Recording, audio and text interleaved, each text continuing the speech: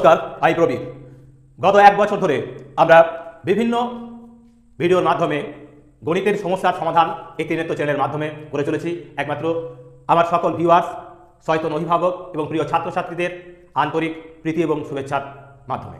ঠিক একই রকমভাবে আগামী বছরগুলিতেও আমরা একই রকম এই কেশবচন্দ্র নাগের নবগণিত যে ষষ্ঠ শ্রেণীর ক্লাস, সেই ষষ্ঠ শ্রেণীর ক্লাস আজ আমাদের এই প্রশ্নমালা দ্বিতীয়, এটি তৃতীয় ক্লাস অর্থাৎ পার্ট 3। এই পর্বে আমরা দশমিক মুদ্রার ব্যবহারের যোগ বিয়োগ গুণ ভাগ আমরা শিখে নিয়েছি। আজকের পর্বে মূলত দশমিক বিন্দু মুদ্রার ক্ষেত্রে কিভাবে আমরা প্রয়োগ করব সেই সম্পর্কিত যে লিখিত অঙ্কগুলি রয়েছে তার সমাধান এই পর্বে তুলে ধরা হবে। মূলত পেজ 18 থেকে দাগ নাম্বার 21 টু 30 অর্থাৎ 21 থেকে 30-এর দাগ পর্যন্ত যে 10টি প্রশ্ন রয়েছে অত্যন্ত গুরুত্বপূর্ণ। গত পর্বগুলির মতোই এই পর্বের মাধ্যমেও আমরা তার সমাধান করব। তার পাশাপাশি একটি সুসংবাদ যে আমরা একটা বছর পার করলাম, অর্থাৎ আজ আমরা এক বছর পূর্ণ করলাম।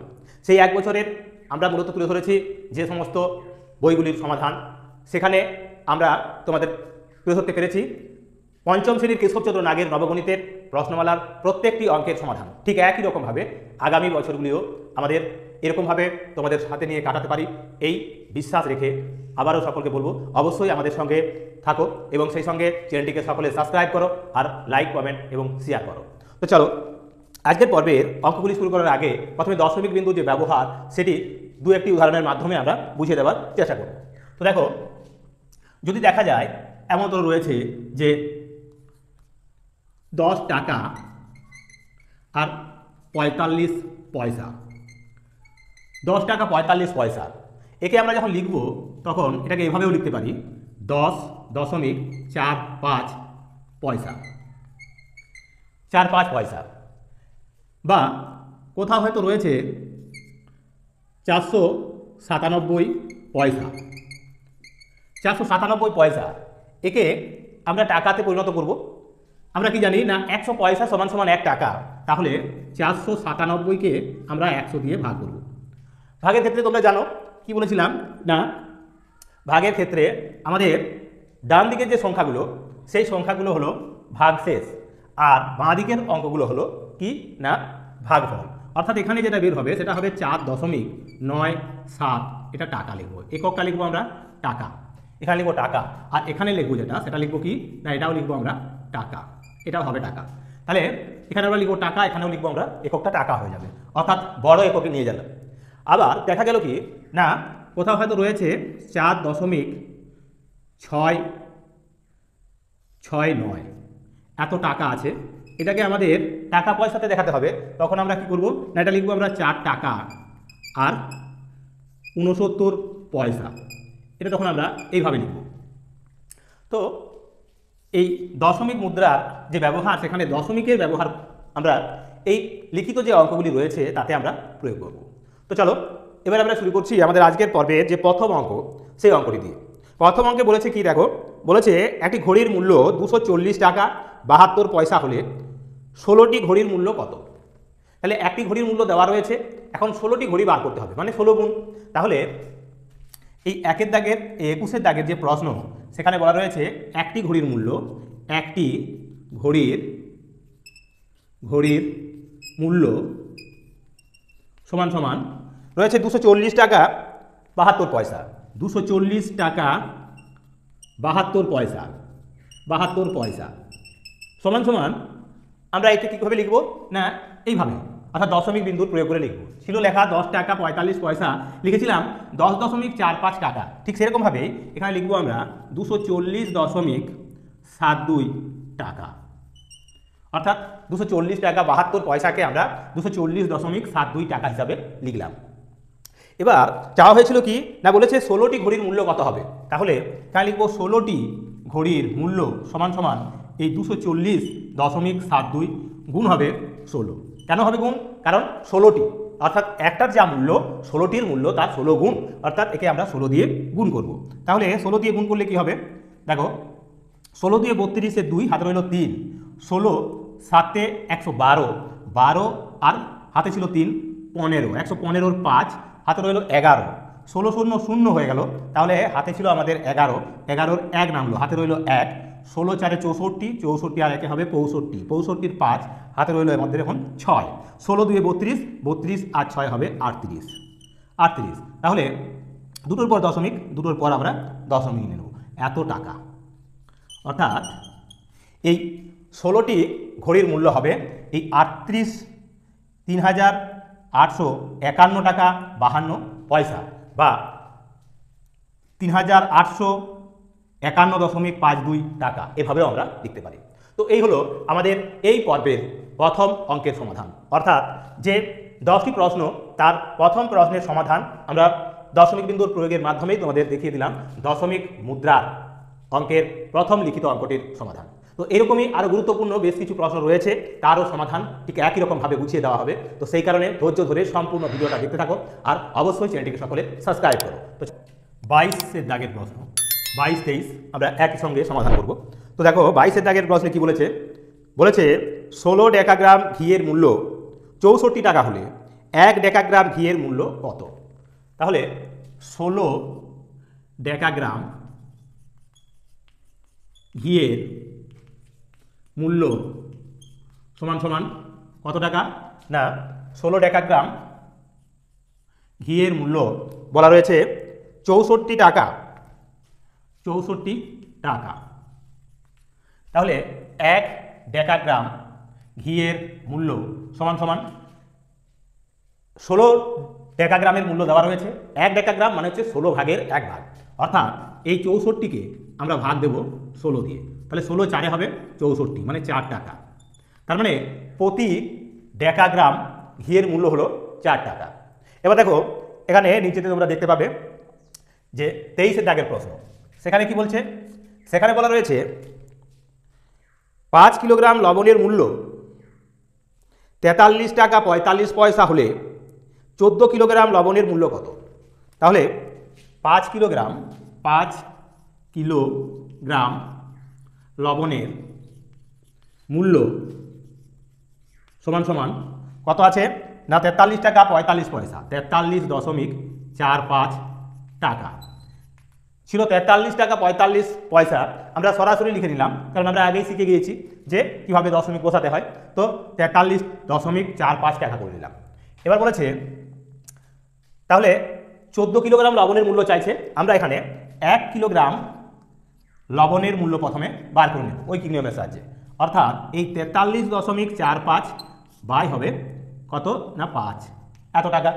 এখন 14 কিলোগ্রাম লবণের মূল্য সমান সমান এই 43.45 গুণ 14 বাই 5, পাই দিয়ে কাটাকাটি করবো, পাই দিয়ে কাটাকাটি করলে 5 9 45 হলে বেশি হয়েছে, 5 8 40, 3 34 হলো, 5 6 30 থাকে 4 45, 5 9 45 সমান সমান দিয়ে আমরা লিখবো এবার 14 9 126, 26-এ 6 হাতে রইল 12, 14 6 84, 84 85 86 অর্থাৎ 96, 96-এর 6 হাতে রইল আমাদের 96-এর 6, 96-এর 6 হাতে রইল 9, আর 12 9 112, এই 14 8 100, এখানে 14 6 6 14 84 84 আর 12-তে 85 86 আর 10-এ 96, 96-এর 6 হাতে রইল 9, 14 8 112, 112 আর 9 121, 121 অর্থাৎ কত পেলাম না 121.66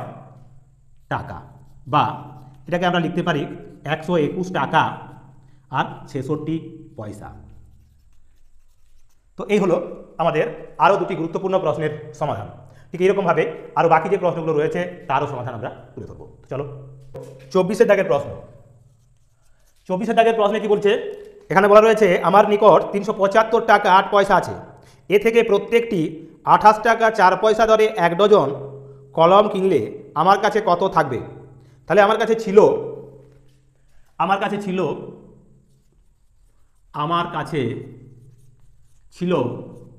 সমান সমান বলেছে 375 টাকা 8 পয়সা, তাহলে লিখবো আমরা এইভাবে 375.08 পয়সা, তার মানে 08 টাকা লিখবো এখানে, এটা ছিল। আর এ থেকে প্রত্যেকটি 28 টাকা 4 পয়সা দরে 1 ডজন কলম কিনলে, তাহলে আমরা লিখব এবার 28.04 টাকা দরে 1 ডজন কলমের মূল্য সমান সমান কত হবে না, সেক্ষেত্রে আমরা এই 28.04 গুণ 1 ডজন মানে হলো 12, তাই 12 দিয়ে গুণ করবো। এবার 12 দিয়ে গুণ করলে কি পাচ্ছি না, 12 দিয়ে গুণ করলে পাবো আমরা 12 4 48, 12 0 0 4 নেমে গেল, দশমিক 12 8 7 12 84 8 12 96 6 12 2 24 24 আর 9 মানে 33, অর্থাৎ 336.40 টাকা। তাহলে এটা আমাদের কি হবে, কলম কিনতে গিয়ে খরচ হবে। এবার স্বাভাবিকভাবেই এইটা ছিল আমার কাছে, এটা খরচ হলো, তাহলে কি থাকবে না এই অংশ থেকে এটা বাদ দেবো। তাহলে লিখবো কি, অতএব প্রশ্নে চাওয়া হয়েছিল কি না, প্রশ্নের উত্তরে চাওয়া হয়েছিল যে আমার কাছে কত থাকবে, তো আমার কাছে থাকবে সমান সমান এই 375.08 থেকে বিয়োগ করবো 336.48 বিয়োগ করবো, 8 8 মিলে গেল 0, 4 কয় দাও 10, 6 দাও 10, দশমিক 4 কে 7 কয় দাও 15, 8 দাও 15, 3 কে 4 কয় দাও 7, 3 দাও 7, অর্থাৎ 38 টাকা 60 পয়সা। তাহলে লিখবো আমরা 38 টাকা আর 60 পয়সা, এটা আমাদের কাছে অর্থাৎ আমার কাছে থাকবে। তো এই হলো আরও একটি প্রশ্নের সমাধান। তো চলো এরকমভাবেই বাকি যে প্রশ্ন রয়েছে তারও সমাধান করি।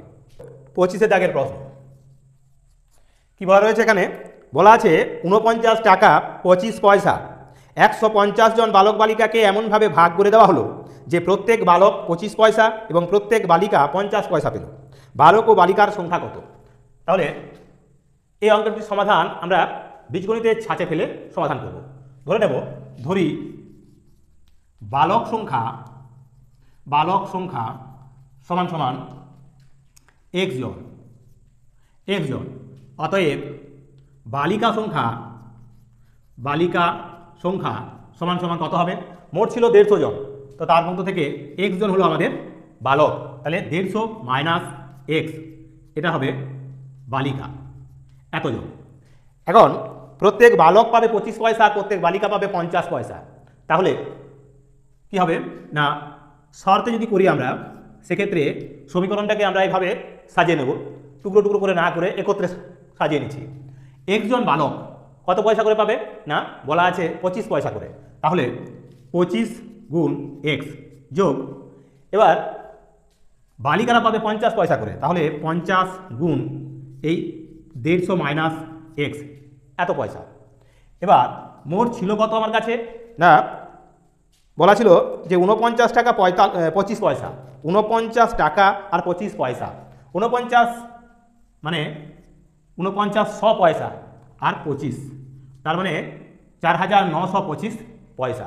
এটা এই 49 টাকা আর 25 পয়সা সমান সমান যত টাকা তত 100 পয়সা, মানে 4900 আর এই 25 যোগ করে পাবো আমরা 4925 পয়সা। ঠিক আছে, পয়সা এই হিসাবে লিখলাম আমরা পয়সা। তাহলে এখানে আমরা কোনো একক লিখবো না, যেহেতু এটা সমীকরণ সমাধান করছি, তাহলে লিখবো এখানে 25x প্লাস 15 5 75, দুটো শূন্য বসে গেল, বিয়োগ 50x সমান সমান 4925, বা 50 থেকে 25x চলে গেলে 50x থেকে তাহলে থাকছে মাইনাস 25x সমান সমান এটা হবে 4925 মাইনাস 7500, বা মাইনাস 25x সমান 5 কয় দাও 10, পাই দাও 10, 2 কে 3 কয় দাও 10, 7 দাও 10, 9 কে 10 কয় দাও 15, 5 দাও 15, 4 কে 5 কয় দাও 7, 2 দাও 7, মাইনাস, এখন এই মাইনাসে কেটে গেল, বা x সমান সমান 2 5 7 5 বাই 25, 25 দিয়ে কাটলে কত হবে? 25 1 কে 25 যাচ্ছে না 0, 25 3 হবে 75, মানে x সমান হলো 103। তাহলে অতএব x সমান 103, 103, তার মানে কি বালক সংখ্যা হলো 103 জন, অতএব বালক সংখ্যা সমান সমান 103 জন, বালিকা সংখ্যা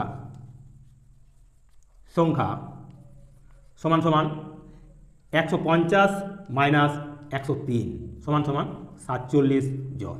তাহলে বালক সংখ্যা হবে 103 জন এবং বালিকা হবে 47 জন। এই হলো আরও একটি গুরুত্বপূর্ণ প্রশ্নের সমাধান।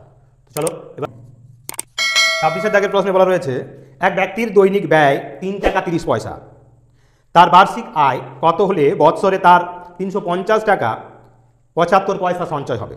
এখানে বলা আছে 1 বৎসর সমান সমান 365 দিন। তাহলে আমরা কি লিখবো এখানে? না, আমরা ধরে নিতে পারি আয় কত ধরে নিচ্ছি, ধরি এখানে বলা আছে আয় দেওয়া রয়েছে, তাহলে আমরা দৈনিক আয় ধরে নিচ্ছি। ধরি দৈনিক আয় সমান সমান x টাকা। দৈনিক আয় সমান হলো x টাকা। এখন বলা রয়েছে যে ওই ব্যক্তির দৈনিক ব্যয় 3 টাকা 30 পয়সা, তাহলে দৈনিক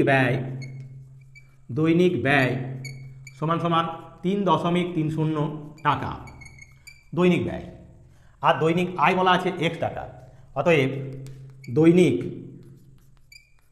দৈনিক সঞ্চয় সমান সমান, তার মানে যেহেতু সঞ্চয় হবে তাহলে স্বাভাবিকভাবেই ব্যয় অপেক্ষা আয় বেশি হবে। তাহলে আমরা লিখব x মাইনাস 3.30 টাকা, এটা দৈনিক সঞ্চয়। তাহলে শর্তে আমরা সমীকরণটি সমাধান করতে গেলে কীভাবে লিখব না, এটা হলো তার দৈনিক সঞ্চয়, তাহলে 365 দিনে তার সঞ্চয় হবে 365 গুণ এই x মাইনাস 3.30 সমান সমান কত হবে না, সমান সমান বলে দেওয়া আছে এখানে মোট সঞ্চয় সমান বলেছে 350 টাকা 75 পয়সা, তাহলে 350.75 এটা লিখব আমরা, বা 365 x মাইনাস, এবার এই 365কে 330 দিয়ে গুণ করে দশমিক বসাবো, তাহলে 33 দিয়ে গুণ করছি 365কে। প্রথমে 3 5 15, 3 6 18 আর 19, 3 3 9 আর 10। এই সংখ্যাগুলোকে আবার রিপিট করে নিচ্ছি 5 9 0 1, অর্থাৎ 5 9 5 14, 9 10, 1 আর 2 এটা 1। তাহলে এখানে বসাবো আমরা 1 2 0 4 5, এবং এখানে শূন্য ছিল, শূন্য বসিয়ে দুটোর পর দশমিক ছিল তাই দুটোর পরে দশমিক বসিয়ে নেব। সমান সমান এখানে লিখবো আমরা 3 5 0.75, বা 365x সমান সমান 3 5 0.75 যোগ লিখব 1204.50, এটা লিখব। তাহলে এখানে আবার এই দশমিক বসিয়ে আমরা এখানে যোগ করে নিচ্ছি, তাহলে কত হবে না, এখানে তার সঙ্গে যোগ হচ্ছে আমাদের 350.75, তাহলে 5 7 5 12, 4 1 5, এটাও হবে 5, এটাও হবে 5, হবে 1, মানে 1500 বা 365x সমান 1555.25। দৈনিক আয় ছিল আমাদের x টাকা। এখন 365 দিনে মানে কি 1 বছর, 1 বছরে এই তার 365x সমান সমান হলো এই টাকাটা, অর্থাৎ আমাদের অতএব বাৎসরিক আয় সমান সমান 1555.25 টাকা। এই হলো আমাদের এই পর্বের আরও একটি গুরুত্বপূর্ণ লিখিত প্রশ্নের সমাধান। এবার আমরা চলে যাব চটপট আরও বাকি যে 4টি প্রশ্ন রয়েছে তার সমাধানে। 27 দাগের প্রশ্ন কি রয়েছে, বলা আছে এক ব্যক্তি 12 টাকা 50 পয়সা লিটার দরে 23 লিটার দুধ কিনে ওই দুধে কিছু জল মিশালো এবং জল মিশ্রিত দুধ 12 টাকা 10 পয়সা লিটার দরে বিক্রয় করে মোট 75 টাকা 50 পয়সা লাভ করলো। সে কত লিটার জল মিশিয়েছিল? তাহলে আমরা ধরে নেব, ধরি x লিটার জল মেশানো হয়েছিল,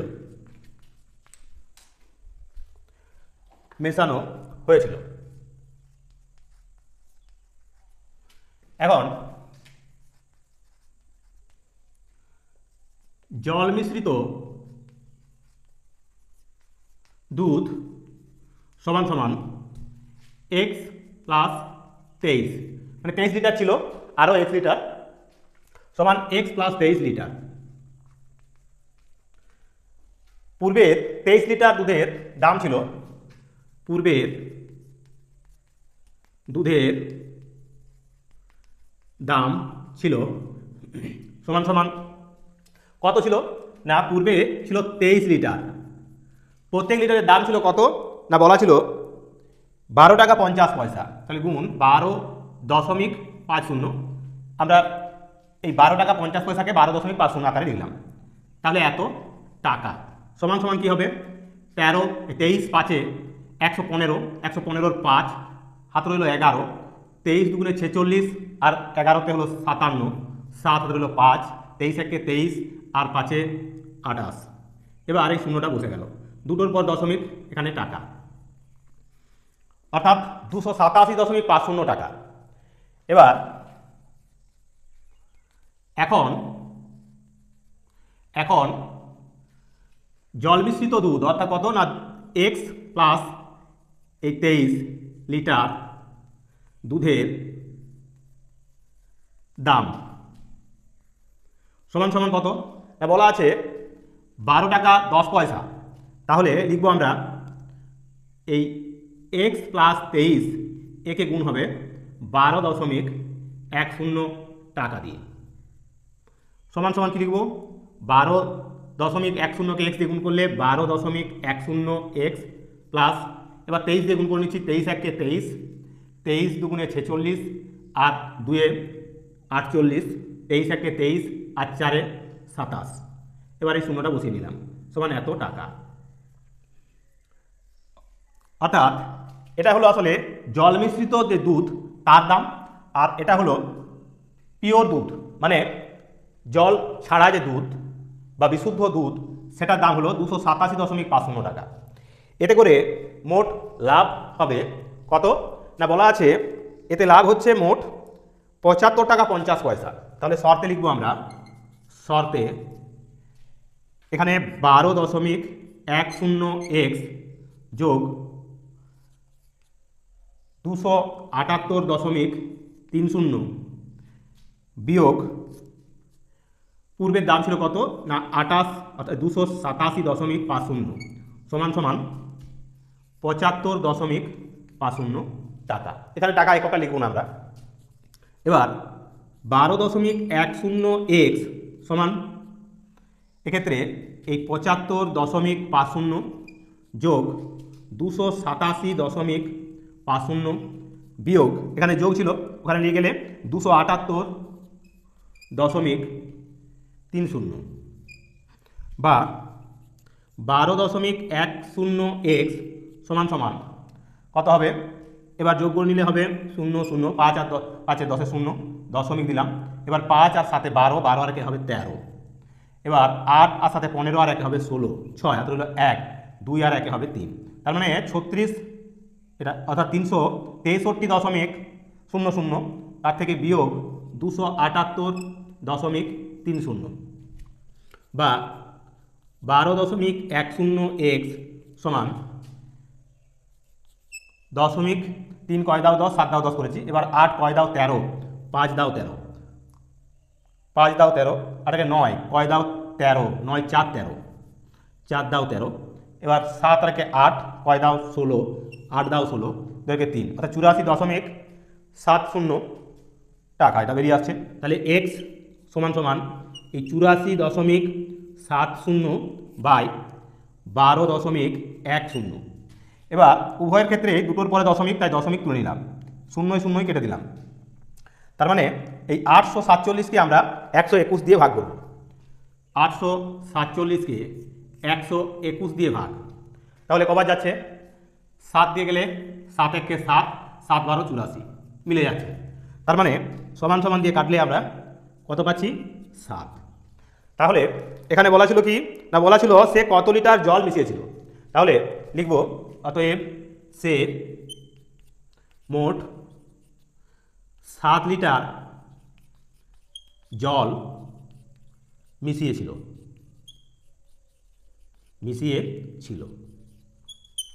তো এই হলো আমাদের এই পর্বের আরও একটি গুরুত্বপূর্ণ অঙ্কের সমাধান। এরকমই আরও বাকি যে 3টি প্রশ্ন রয়েছে তারও সমাধান আমরা এই পর্বেই তুলে ধরব। তো সেই কারণে ধৈর্য ধরে সম্পূর্ণ ভিডিওটা দেখো এবং তার সঙ্গে অবশ্যই ভালো লাগলে একটি বেশি কমেন্ট করো। তো চলো এবার আমরা চলে যাব পরের অঙ্কে। 28 দাগের প্রশ্ন। 28 দাগের প্রশ্নে কি বলা রয়েছে, বলা রয়েছে 306 টাকা 58 পয়সা A B O C K এমনভাবে ভাগ করে দাও যেন এ অপেক্ষা বি 2 টাকা 72 পয়সা এবং বি অপেক্ষা সি 1 টাকা 14 পয়সা বেশি পায়। তাহলে এক্ষেত্রে আমরা প্রথমে এ এর পরিমাণ লিখে নেব। ধরি এ পাবে সমান সমান এক্স টাকা, তাহলে এ যদি এক্স টাকা পায় বি পাবে, অতএব বি পাবে সমান এক্স প্লাস তার চেয়ে কত বেশি বলা আছে 2 টাকা 72 পয়সা অর্থাৎ 2.72 টাকা, এটা পাবে বি। এবার সি পাবে সমান সমান কত বলা আছে না বি অপেক্ষা সি 1 টাকা 14 পয়সা বেশি, তাহলে এই এক্স প্লাস 2.72 প্লাস 1 টাকা কত পয়সা না 1 টাকা 14 পয়সা অর্থাৎ 1.14 টাকা সমান সমান দিয়ে লিখতে পারি আমরা এক্স যোগ 4 2 6 7 আর 1 8 দশমিক 2 আর 1 3 মানে এক্স প্লাস 3.86 টাকা, এই টাকাটা পাবে সি। এই হলো তিনজনের ভাগ। তাহলে তিনজনের মোট টাকাটা কত বলা আছে না বলা ছিল 306 টাকা 58 পয়সা। তাহলে শর্তে লিখব, শর্তে এই প্রথম জন অর্থাৎ এ এর পরিমাণ অর্থাৎ এক্স প্লাস বি এর পরিমাণ হলো এটা এক্স প্লাস 2.72 প্লাস এটা হলো আবার সি এর কত না এক্স প্লাস 3.86 সমান সমান 306.58 এভাবে লিখব। বা এখানে এক্স এক্স এক্স অর্থাৎ তিনটে এক্স আছে মানে 3x প্লাস এবার এদের মধ্যে যোগ করে নেব 6 আর 2 হবে 8 8 আর 7 হবে 15 5 দশমিক দিলাম 3 আর 2 5 আর 1 6 6.58 সমান সমান 306.58 বা 3x সমান 306.58 বিয়োগ 6.58 সমান সমান কত হবে এটা বিয়োগ করলে হবে 300, এটা হলো 300। এবার x সমান 300/3 তার মানে 100, অতএব x সমান 100। x সমান 100, x কে ছিল a, তাহলে লিখব অতএব a পাবে সমান 100 টাকা, b পাবে সমান সমান কত বলা আছে না x প্লাস 2.72 মানে 100 যোগ 2.72 মানে 102.72 টাকা, ভেঙে লিখলে লিখতাম 102 টাকা 72 পয়সা। এবার সি পাবে সমান সি পাবে কত না x প্লাস 3.86 অর্থাৎ 100 যোগ 3.86 সমান 103 টাকা 86 পয়সা, এত টাকা। অর্থাৎ এটা হলো সি এর, এটা হলো বি এর আর এটা হলো এ। তাহলে বীজগণিতের ছাঁচে ফেলে আমরা এর ভাগ বার করলাম, অর্থাৎ এ কত পাবে সেটা বার করে নিলাম। x সমান 100, এই 100 টাকা তার মানে এ পাবে। এবার বি যেটা পাবে সেটা কি করলাম না বি পাবে তার চেয়ে 2.72 টাকা বেশি, তাহলে তা যোগ করে পেলাম আমরা 102 টাকা আর 0.72 টাকা আছে তার মানে 102 টাকা 72 পয়সা। এবং সি পাবে এক্ষেত্রে 100 সঙ্গে আরও যোগ হয়েছে 3.86 টাকা অর্থাৎ 103 টাকা 86 পয়সা। তো এই গেল আরও একটি অত্যন্ত গুরুত্বপূর্ণ এই প্রশ্নমালার প্রশ্নের সমাধান। এবার আমরা চলে যাব 29 দাগের প্রশ্নে। তো কি রয়েছে এখানে বলা আছে তুমি সমান সংখ্যক টাকা 50 পয়সার মুদ্রা ও 25 পয়সার মুদ্রা মিলিয়ে মোট 56 টাকা পেয়েছো, প্রত্যেক রকমের মুদ্রা কয়টি করে পেয়েছো। তাহলে এখানে বলা ছিল তুমি সমান সংখ্যক টাকা 50 পয়সা এবং 25 পয়সা মিলিয়ে মোট 56 টাকা। তাহলে আমরা ধরে নেব, ধরি সংখ্যাটি হবে সমান সমান এক্সটি অর্থাৎ এক্সটি আছে 1 টাকার মুদ্রা, এক্সটি আছে 50 পয়সার মুদ্রা এবং এক্সটি আছে 25 পয়সার মুদ্রা। তাহলে এক্সটি 1 টাকার মুদ্রা সমান সমান x টাকা। আবার এক্সটি 50 পয়সার মুদ্রা সমান সমান x/2 টাকা। ঠিক একই রকমভাবে এক্সটি 25 পয়সার মুদ্রা সমান সমান x/4 টাকা। অর্থাৎ 1 টাকার মুদ্রা মিলিয়ে আছে x টাকা, 50 পয়সার যতগুলো 50 পয়সা আছে তা মিলিয়ে হবে x/2 টাকা, এবং 25 পয়সার যে মুদ্রা সংখ্যা তা মিলিয়ে হবে x/4 টাকা। এখন এই তিনটে টাকাকে যোগ করলে আমরা যেটা পাই সেটা হলো আসলে কি না, আমাদের এখানে যেটা উল্লেখিত রয়েছে অর্থাৎ 56 টাকা, সেই 56 টাকা। তাহলে লিখবো আমরা শর্তে x plus x/2 plus x/4 সমান সমান 56, বা লসাগু হবে এখানে 4, অর্থাৎ 4x plus 2x plus x সমান 56, বা 6 আর 7 অর্থাৎ 7x সমান 56 গুণ 4, বা x সমান 56 গুণ 4/7।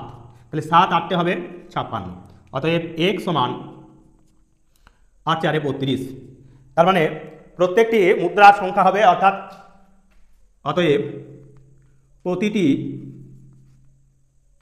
প্রতিটি মুদ্রার সংখ্যা সমান সমান 32টি করে। তার মানে 32টি আছে 1 টাকার মুদ্রা, 32টি আছে 50 পয়সার মুদ্রা, এবং 32টি আছে 25 পয়সার মুদ্রা।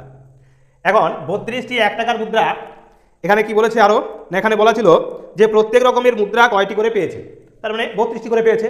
অর্থাৎ 1 টাকার মুদ্রা 32টি মানে 32 টাকা, আর 50 পয়সার মুদ্রা 32টি মানে হলো 16 টাকা। ঠিক একই রকমভাবে 32টি 25 পয়সার মুদ্রা সমান সমান হলো 8 টাকা, তার মানে হবে 4 8 32, তার মানে হবে যদি চাইতো যে 1 টাকার মুদ্রা কত টাকা সেটা হবে 32 টাকা, 50 পয়সার মুদ্রা কত টাকা সেটা হবে 16 টাকা, আর 25 পয়সা হবে 8 টাকা। তো এই হলো আমাদের এই পর্বের নবম যে প্রশ্ন তার সমাধান। এবার আমরা চলে যাব আমাদের এই পর্বের শেষ যে প্রশ্ন সেই প্রশ্নে। তার আগে বলবো অবশ্যই সম্পূর্ণ ভিডিওটা ধৈর্য ধরে দেখো, আর ভালো লাগলে অবশ্যই চ্যানেলটিকে সকলে সাবস্ক্রাইব করো। তো চলো এবার আমরা চলে যাব শেষ প্রশ্নে। কি রয়েছে এখানে বলা রয়েছে, তোমার বাড়িতে উৎসব উপলক্ষে 425 জন দরিদ্র স্ত্রী পুরুষকে সাহায্য করেছিল। প্রত্যেক স্ত্রীলোক 5 টাকা এবং প্রত্যেক পুরুষকে 10 টাকা হিসাবে দান করে তোমার 3000 টাকা মোট ব্যয় হয়েছিল। স্ত্রীলোক ও পুরুষের সংখ্যা পৃথকভাবে নির্ণয় করো। তো এক্ষেত্রে আমরা যে কোনো একজনের সংখ্যা ধরে নেব, যেহেতু এখানে দেওয়া নেই, তার মানে হয় স্ত্রীলোকের সংখ্যা কিংবা পুরুষ লোকের সংখ্যা আমরা ধরে নেব আমাদের এই অঙ্কের সুবিধার্থে। অর্থাৎ বীজগণিতের ছাঁচে আমরা এরও সমাধান করব। তাহলে আমরা এক্ষেত্রে ধরি স্ত্রীলোকের সংখ্যা সমান সমান x জন। অতএব পুরুষ লোক সমান মোট স্ত্রীলোক এবং পুরুষ লোক মিলে ছিল 425 জন। তাহলে 425 বিয়োগ x জন, এটা হবে পুরুষের সংখ্যা। এখন প্রত্যেক স্ত্রীলোক 5 টাকা করে পেলে, তাহলে স্ত্রীলোকেরা পাবে সমান সমান x গুণ কত না 5 টাকা করে সমান 5x টাকা।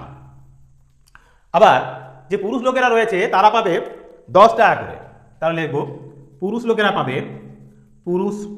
লোকেরা পাবে সমান এই 425 বিয়োগ